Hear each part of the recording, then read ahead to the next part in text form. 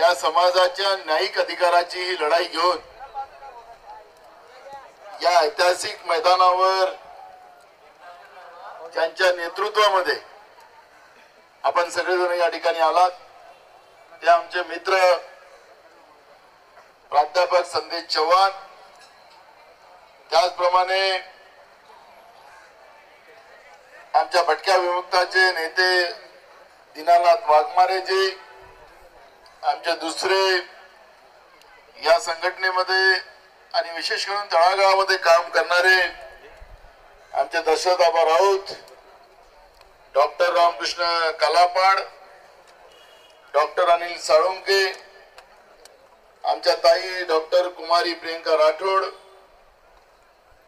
आकाश जाधव, आमचे महाराष्ट्र प्रदेशचे काँग्रेसचे महासचिव देवानंद पवारजी, या कार्यक्रमाला उपस्थित असलेले मंचावर सगळी सन्मान्य मंडळी आणि मोठ्या संख्येने या ठिकाणी उपस्थित झालेल्या माझ्या माता बहिणी, आमचे सगळे वडीलधारी मंडळी, आमचे सगळे युवक मित्र, संदेश मला म्हणाले होते की भाऊ आमचा असा मोर्चा येतोय आणि या मोर्चाला आपण आले पाहिजे. मी संदेशला त्याच वेळेस सांगितलं की 100 माणसं आले तरी ओबीसी आणि भटक्या विमुक्तांच्या या ज्वलंत प्रश्नासाठी मी कुठेही राहिलो तरी मी आझाद मैदानाच्या या कार्यक्रमाला येणार. आणि कारण की मुंबई सारख्या शहरामध्ये राज्यातून प्रत्येक जिल्ह्याच्या कानाकोपऱ्यातून आपण इथं आलेला आहे. पहिलेच महागाईचा काळ आहे, पहिलेच मोठ्या प्रमाणात बेरोजगारी आहे, हातात पैसे नाही, हातात काम नाही, आणि आता मोर्चे काढणे सुद्धा आणि मोठ्या संख्येने लोक येणे सुद्धा आता हे फार कठीण काम आहे. तरी संदेश भाऊच्या नेतृत्वात आपण एवढ्या मोठ्या संख्येने या ठिकाणी आलात आणि आपल्या समाजाचे अनेक वर्षाचे ज्वलंत प्रश्न मार्गी निघावेत यासाठी आपण इथं एकत्रित आलात. आणि निश्चितपणे जे प्रश्न मांडण्यासाठी इथं आलात, कारण की ही युद्ध तुमचं जे आहे त्या युद्धातलाच मी एक कार्यकर्ता आहे. मी पण अनेक वर्ष कॉलेज जीवनापासून ओबीसी आणि भटक्या समाजाचा याच प्रश्नासाठी अनेक वर्ष भांडतोय. आणि म्हणून हे भांडत भांडत मी महाराष्ट्राच्या विधानसभेचा अध्यक्ष झालो. आणि जेव्हा विधानसभेच्या एका संविधानिक पदावर मी जेव्हा बसलो, डॉक्टर कालापाड साहेब, हे तुमच्यासाठी मी विशेष म्हणून तुमचं भाषण होतं म्हणून तुम्हाला सांग, मी जेव्हा संविधानिक या पदावर जेव्हा विधानसभेचा अध्यक्ष झालो, आपल्याला लक्षात असेल की महाराष्ट्राच्या विधानसभेत असो की लोकसभेत असो की देशातल्या सगळ्या विधानसभेत असो की विधानसभा अध्यक्ष हा कधी ठराव आणत नाही. सत्ता पक्षाचा ठराव येतो, विरोधी पक्षाचा ठराव येतो आणि विधानसभेचा अध्यक्ष त्याला वाचतो आणि त्याच्यावरची चर्चा करते आणि मतदार मग व्हायचं बहुमत व्हायचं बंद. तुम्ही टीव्ही मध्ये पाहता त्याप्रमाणे चित्र राहत. पण तुमच्यासारखं अनेक वर्ष आंदोलन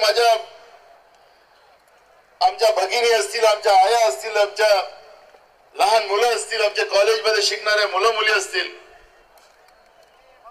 ज्या पद्धतीने रस्त्यावर लढाई लढता लढता जेव्हा तिथं मी पोहोचलो तर स्वतः विधानसभेचा अध्यक्ष म्हणून मी जनगणनेचा ठराव मी स्वतः आणला आणि महाराष्ट्राच्या नव्हे तर देशाच्या इतिहासामध्ये सांगितलं की जनतेचे प्रश्न सुद्धा विधानसभेचा अध्यक्ष म्हणून मांडू शकतो. आणि हे माझ्या बहुजनांचा प्रश्न आहे. एकीकडे जनावरांची जनगणना होते, कुत्र्या मांजराची जनगणना होते, पण माझ्या या असंख्य भाऊ भगिनीच्या आणि माझ्या बंधूंच्या जे प्रश्न आहेत या प्रश्नाच्या बद्दलची जी जातीनिहाय जनगणना व्हावी ती जनगणना होत नाही. आणि म्हणून मी स्वतः ठराव आणला आणि त्या ठरावाला विधानसभेमध्ये चर्चेचा विषय आला होता, पण अनेकांना वाटलं की हे खिटकू शकत नाही आणि ओकू शकत नाही आणि मग सगळ्यांनी एकमताने तो ठराव पारित केला. आता तो ठराव पारित तर झाला, पण झाल्यानंतर मार्च महिन्यात मी, कारण की पहिलंच अधिवेशन होतं महाराष्ट्र विधानसभेचं, मी अध्यक्ष असताना, आणि आपल्याला लक्षात असेल की जसं मगाशी संदेश भाऊ सांगत होते त्याप्रमाणे 2031 मध्ये आपली जनगणना झाली. इंग्रज काळामध्ये ही परंपरा सुरू झाली. तर 10 वर्षांनी आपल्या देशामध्ये आपण जातीनिहाय जनगणना करतो, म्हणजे आपल्या देशाची जनगणना होते दर वर्षाला. आता जनगणना होतं ते कोणाचे होते? शेड्यूल कास्ट आणि शेड्यूल ट्राईब या 2 जातीची जातीनिहाय जनगणना होते. म्हणजे त्यांच्या संख्या किती आहे ते मोजली जाते, त्यांची अवस्था काय ती मोजली जाते. पण आपल्या बाकी ओबीसी, एनटी, व्हीजेटी आणि बाकी जमातीच्या कुठलीही जनगणना केली जात नाही. आणि आपलं संविधान जे म्हणतात, डॉक्टर बाबासाहेब आंबेडकरांनी आपल्याला जे संविधान दिलं, या संविधानामध्ये असं म्हटलं गेलेलं आहे की ज्या समाजाची आर्थिक, सामाजिक, शैक्षणिक ही परिस्थिती गंभीर असेल त्या समाजाला केंद्र आणि राज्य सरकारने ती ताकद दिली पाहिजे, म्हणजे शेवटच्या माणसाला मुख्य प्रवाहात आणलं पाहिजे, ही सरकारची जबाबदारी आहे. अशा पद्धतीचं डॉक्टर बाबासाहेब आंबेडकरांनी संविधानामध्ये व्यवस्था केली. आपल्या लक्षात असेल की मग त्याच्यानंतर कोरोना आला. जसं 2031 मध्ये तुम्ही म्हणालात मगाशी संदेश भाऊ, त्याप्रमाणे 31च्या नंतर जनगणना का झाली नाही, तर त्यावेळेस महायुद्ध सुरू झालं. आणि महायुद्ध सुरू झाल्यामुळे 2041 मध्ये आपल्याला जनगणना होऊ शकली नाही. 1947 मध्ये देशाला स्वातंत्र्य मिळालं आणि मग ही जनगणनेची परंपरा थांबली. आणि मग त्याच्यानंतर ही सगळी परिस्थिती अशीच राहिली. आपल्या लोक अशिक्षित होते, आपल्या लोकांना माहिती नव्हती, आणि मग या सगळ्या गोष्टी तशाच पेंडिंग राहिल्यात. आणि मग अजूनही जनगणनेच्या मुळे आपली सगळी अवस्था झालेली आहे. त्याचं मूळ तेच आहे. पण तुमच्या मताशी मी सहमत आहे. खरं तर असावे लागतात जातीचे, हे येड्यागबाड्याचे काम नाही. हे कोणी सांगितलं आपल्याला? आपल्या संतांनी सांगितलं, आणि तेही आपल्या बहुजन संतांनी सांगितलं. हो डॉक्टर, हे आपल्या बहुजन संतांनी सांगितलं. असावे लागते जातीचे, हे येड्यागबाड्याचे काम नाही. ज्याचं जे ते त्यालाच कळतं, बाहेरच्याला नाही कळत, बाहेरच्याला नाही कळत. आणि आपल्याला बाबासाहेब आंबेडकरांनी सांगितलं की वालभर सत्ता कामाची. आपलं दुर्लक्ष राहिलं. आपण शेळ्या मेंढ्यासारखे मतदानाच्याच प्रक्रियेत राहिलो.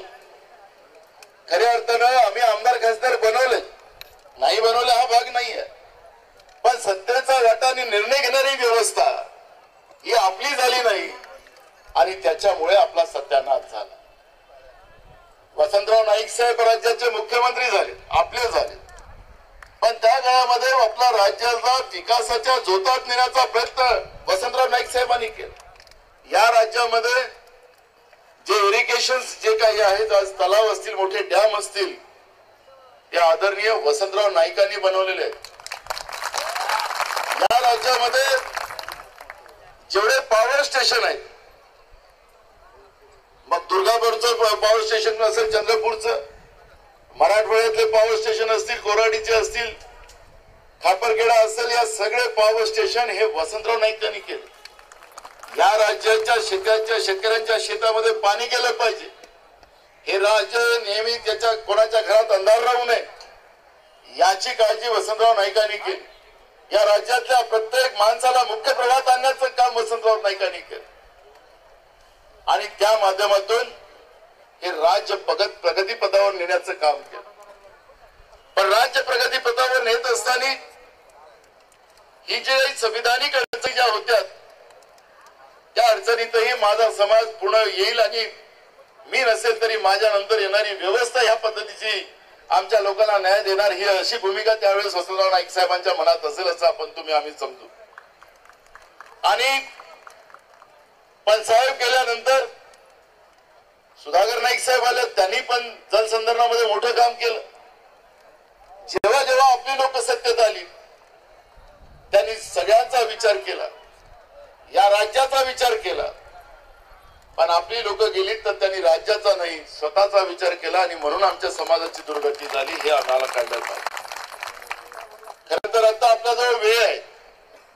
वेळ गेला असं मी म्हणणार नाही. आज तुम्हाला सांगतो, वेळ याच्यासाठी सांगतो की देशामध्ये मोठ्या प्रमाणात महागाईच्या झोतामध्ये आपण सगळेजण रोज त्या आगीमध्ये जळतोय. महागाईमध्ये आज कोणी वाचत नाही. रोज महागाई वाढत चालली. आज देशामध्ये शिकलेले, कारण की इथं आलेली सगळ्यात जास्त संख्या ती आमच्या तरुणांची आहे. आज 45 कोटी तरुणांनी आणि तरुणांनी नोकरीची आस सोडली. नोकऱ्या मिळणार नाही अशी परिस्थिती आज देशामध्ये निर्माण झाली. 45 कोटी युवकांनी युवतींनी आता नोकरीची आस सोडली. जवळपास 2.5 कोटी नोकऱ्या आता मिळणार नाही अशा पद्धतीची व्यवस्था, लॅब्स नोकऱ्या करून टाकल्या. आणि त्याच्यामुळे पुढचा काळ जो आपल्या भोजनासाठी फार त्रासदायक आहे. हा काही फार सोपा आहे असं नाही. मगाशी एका पोराने म्हणाला, हे कोणी केले? मी खासदार होतो लोकसभेत. खासदारकीचा राजीनामा या डॉक्टर बाबासाहेब आंबेडकरांच्या नंतर माझ्या जनतेला न्याय मिळत नाही असं म्हणून मंत्रिपदाचा राजीनामा डॉक्टर बाबासाहेब आंबेडकर यांनी दिला.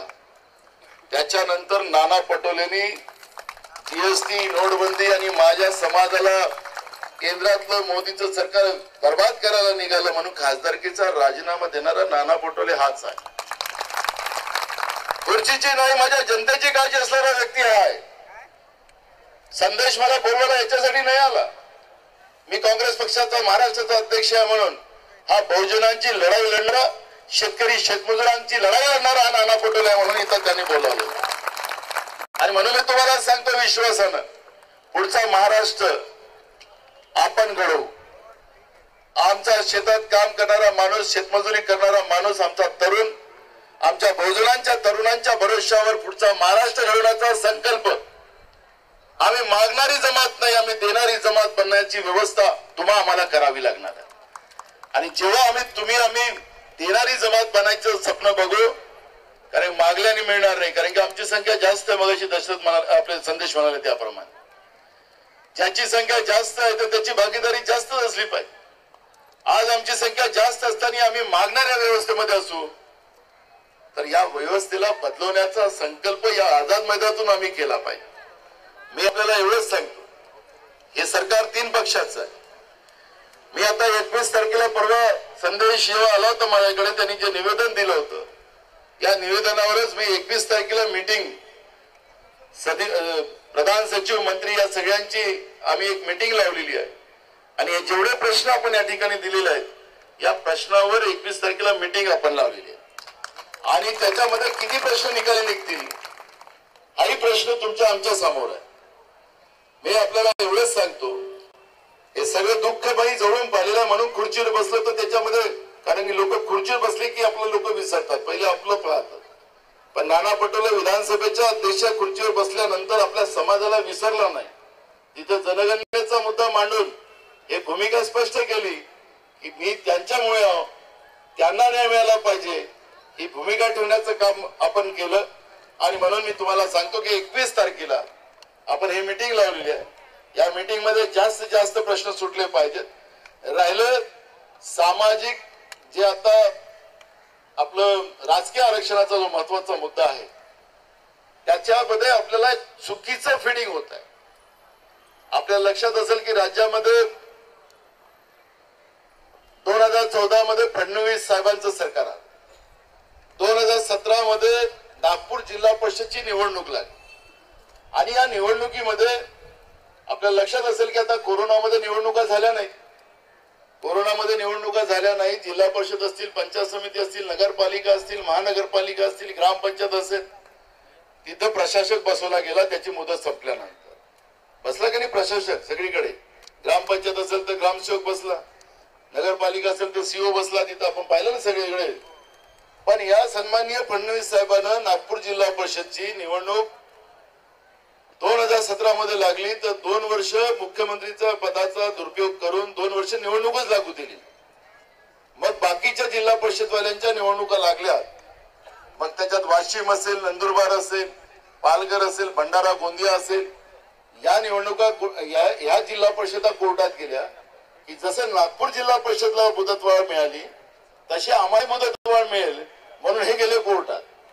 आणि हे प्रकरण जेव्हा ओबीसीचं आरक्षणाचं जेव्हा कोर्टात गेलं तर कोर्टाने आपल्याला विचारलं शासनाला की तुमची संख्या किती आहे. समजा त्यावेळेस या सन्माननीय फडणवीसांनी नागपूरची जिल्हा परिषद निवडणूक घेतली असती आणि कोर्टात प्रकरण गेलंच नसतं तर आज नुसत्या महाराष्ट्रामध्ये आग लागली नाही आपल्या ओबीसी व्हिजएनटीला. देशातल्या ओबीसी समाजाचं राजकीय सामाजिक आरक्षण कमी करायचा निर्णय मान्य सुप्रीम कोर्टाने दिला. मग त्याची जळ कोण, याची जळ कोण आपल्या ओबीसीचं आरक्षण संपवण्याची? फडणवीस सरकार ना.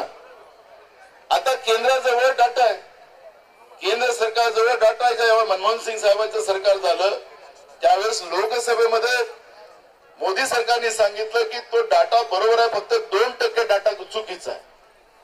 किती टक्के डाटा चुकीचा? फक्त 2%. 98% डाटा बरोबर आहे, फक्त 2% डाटा हा चुकीचा आहे.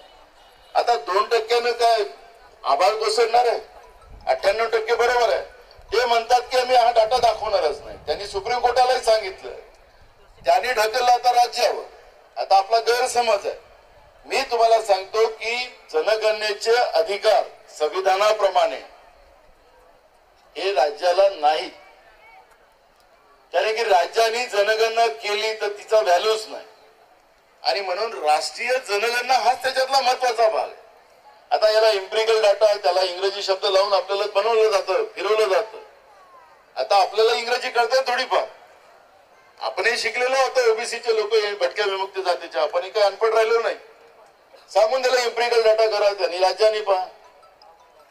सांगायचं तात्पर्य असं राहिलं, मराठ्याचं तुम्ही मगाशी सांगत होता, त्या मराठ्याच्या याच्यामध्ये मराठ्याच्या तोंडाला पाणी पुसलं त्या फडणवीसानं. फारच हुशार माणूस तो, त्यानं त्याच्या तोंडाला पाणी पुसलं. 2017 मध्ये पण नरेंद्र मोदीच्या सरकारने लोकसभेमध्ये कायदा केला की राज्य सरकारला कुठल्याही जातीला आरक्षण देण्याचे अधिकार नाही. तेव्हा सांगितलं 2017 मध्ये. आणि या महाशयानं विधानसभेची निवडणूक 2019 लागतं, म्हणून 2018 मध्ये महाराष्ट्राच्या विधानसभेमध्ये मराठाला आरक्षण देण्याचा कायदा पारित केला. गायकवाड आयोग जो होता त्या आयोगाचं सुप्रीम कोर्टाने किती त्याच्यावर ताशेरे ओढले ते पण आपण वाचलं असाल प्राध्यापक साहेब. म्हणजे कालापाड साहेब, मी तुम्हाला सांगतो की हे जसं आपल्याला एक धडा होता की एक ससा झाडा घालून चालला होता, त्याच्या अंगावर पान पडतंय, तो पान पडल्याबरोबर त्या सस्याला वाटतं की आभाळ पडला म्हणून तो सुसाट पडतो आणि काट्या गोट्यातून जातो आणि रक्तबंबाळ होऊन मरतो. अशी परिस्थिती या व्यवस्थेने आपली करून ठेवली. आज आपल्याला एखादी गोष्ट टाकायची आणि सांगायचं की असं झालं आणि आपण त्याच्याच मागे फिरतो आणि तिथंच आपल्या समाजाचं नुकसान होते. मी आपल्याला एवढंच सांगतो की संघ ज्याचं नाव तर आपल्याला सगळ्यांना पाठच झाले, त्याचे सर्व मोहन भागवतजी यांनी एकदा नाही त्यांनी अनेकदा सांगितलं की आम्हाला आरक्षण मुक्त भारत करायचं. एकदा नाही अनेकदा सांगितलं. आपण इथं कशासाठी आलो? आरक्षणासाठी. संघाचे प्रमुख मोहन भागवतजीने सांगितलं की आम्हाला आरक्षण नको, आरक्षण आम्हाला रद्द करायचं. आता संघ आणि भाजपचा संबंध काय हे तर तुम्हालाही माहिती आहे. आता एकदम आता देशाचे प्रधानमंत्री कुठले आहेत तर संघाचेच आहेत. मग आता संघाचे प्रमुख मोहन भागवत सांगत असतील की आमचा आरक्षणाला विरोध आहे, एकदा नाही अनेकदा सांगितलं, तर भाजपची नीती आरक्षणाच्या प्रती राहू शकते. माझी आपल्याला एवढीच विनंती आहे की संविधानिक व्यवस्थेतले सगळे अधिकार आपल्याला पाहिजे आणि बहुजनातली नेतृत्व लिडरशिप आपण जिथपर्यंत निर्माण करत नाही तिथपर्यंत आपल्याला आपला न्याय मिळू शकत नाही. आणि म्हणून मी आपल्याला सांगतो की उद्या 21 तारखेला जेवढे काही प्रश्न या राज्याच्या सरकारकडून सोडवायचे तेवढे सोडू संदेश आपण या, पण पूर्ण प्रश्नाला न्याय मिळेल अशी अपेक्षा मी पण मान्य करत नाही. आणि कोरोना आला नसता हे जनगणनेचा मुद्दा मी विधानसभेचा अध्यक्ष असताना तुमच्या जनगणनेच्या मोर्चात मी आलो असतो, कारण की ठराव करून सुद्धा केंद्र सरकार हे मान्य करत नाही. राज्याच्या 13 कोटी लोकांना फक्त महाराष्ट्राच्याच विधानसभेने केलं नाही, माझ्या नंतर देशातल्या अनेक विधानसभांनी मग ठराव केला आणि मग देशामध्ये आपल्या लोकांमध्ये एक मोठी चालना मिळाली होती आणि जनगणना केंद्र सरकारला करावं लागली असती. पण कोरोना नंतर काय अवस्था झाली तुमची आमची, आमच्यातले अनेक लोक त्याच्यामध्ये मृत्युमुखी पडले आणि फार वाईट दिवस आपले त्या काळातले गेले. आणि म्हणून मी आपल्याला सगळ्यांना सांगतो की ही सामाजिक लढाई आहे, ही राजकीय लढाई नाहीये.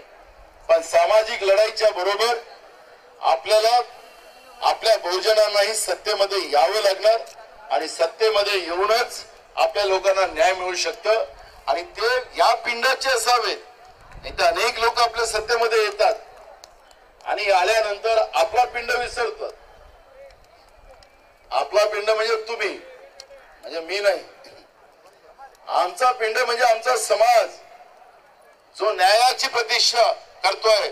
त्या पिंडाला आठवण ठेवणारी माणसं लोकसभेत आणि विधानसभेत आम्ही पाठवली तर खऱ्या अर्थानं आम्हाला न्याय मिळू शकतो. आणि म्हणून मी आपल्या सगळ्यांना सांगतो की ही लढाई आता सुरुवात झालेली आहे. हे सुरुवात आहे. मी तुम्हाला सांगतो आता शेवटच्या टप्प्यात आपण ही लढाई जिंकू. आमची जातीनिहाय जनगणना होणार. आम्ही मागणारे नाही. जसं नाईक साहेबांचं मी मगाशी उदाहरण दिलं की नाईक साहेबांनी या राज्याला दिलं, या राज्यालाच नाही तर या देशाला दिलं. हरित क्रांतीचे जनक कोण? वसंतराव नाईक. आज अन्नधान्य कोणामुळे? अगर त्यावेळेस वसंतराव नाईक साहेबांनी या देशामध्ये हरित क्रांती आली नसती तर आपण तो अमेरिकेचं डुकरं खातात ते मिलो खात बसलो असतो ना. म्हणजे हरित क्रांतीचे जनकही वसंतराव नाईक. या राज्यामध्ये ऊर्जा निर्माण करणारे त्याचे जनक वसंतराव नाईक. वसंतराव नाईक. आणि म्हणून मी तुम्हाला सांगतो आम्ही त्यांच्या वंशज आहोत. आणि म्हणून मी तुम्हाला सांगतो की ही लढाई आपण त्यांच्या विचाराने पुढे नेणार आहोत. आणि म्हणून मी महाराष्ट्रामध्ये आमची एक मागणी आपण करणार आहोत सरकारला. पार्टी सारथी व महाज्योती धर्तीवर राज्यामध्ये वनारटी म्हणजे वसंतराव नाईक यांच्या नावाने सुद्धा आमच्या भटक्या विमुक्त जमातीसाठी त्या पद्धतीचं एक संस्था उभी करावी आणि आमच्या भटक्या विमुक्त जातीसाठी सुद्धा मुलांसाठी मुलींसाठी सुद्धा त्या पद्धतीची व्यवस्था करावी. आणि म्हणून मी असे अनेक विषय आहेत. मी त्याच्यावर आता या ठिकाणी चर्चा करणार आहे. 21 तारखेला आपण त्या मीटिंग मध्ये हे सगळ्या गोष्टी काढू. आणि म्हणून मी तुम्हाला सगळ्यांना या निमित्तानं सांगतोय की या लढाईमध्ये मी तुमच्या बरोबर आहोत. तुमच्या बरोबर आहोच नाही तर ही लढाई पूर्ण होतपर्यंत हा नाना पटोले शांत बसणार नाही अशी भूमिका मी या ठिकाणी व्यक्त करतो. पुन्हा आपल्या सगळ्यांना मनापासून शुभेच्छा देतो आणि माझे 2 शब्द पूर्ण करतो. धन्यवाद.